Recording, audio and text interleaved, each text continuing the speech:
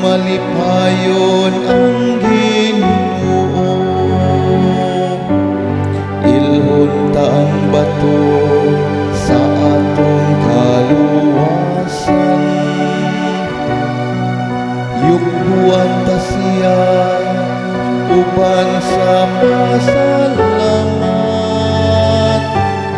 Awitan ta siya nga masadya ug mga salmo.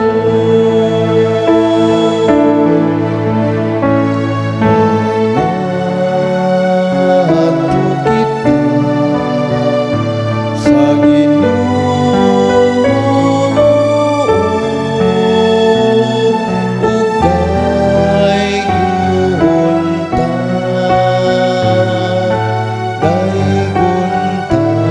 siya.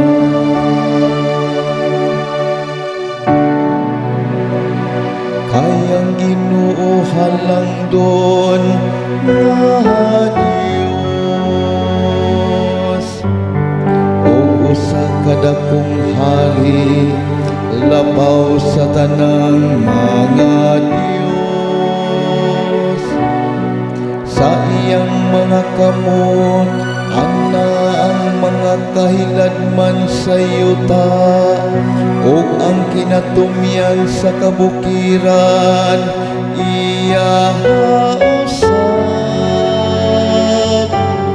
Iyahang dagat kay siya man ang nagbuhat niini ug ang mapala nga giumol sa iyang mga kamot.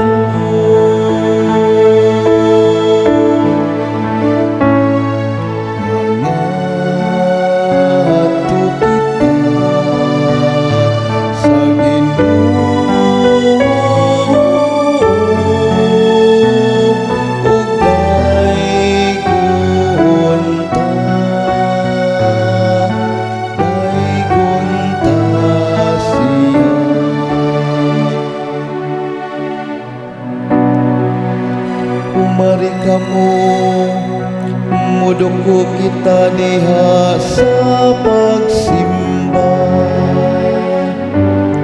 Mangluhod kita atubangan sa Ginoo nga nagbuhat kanato.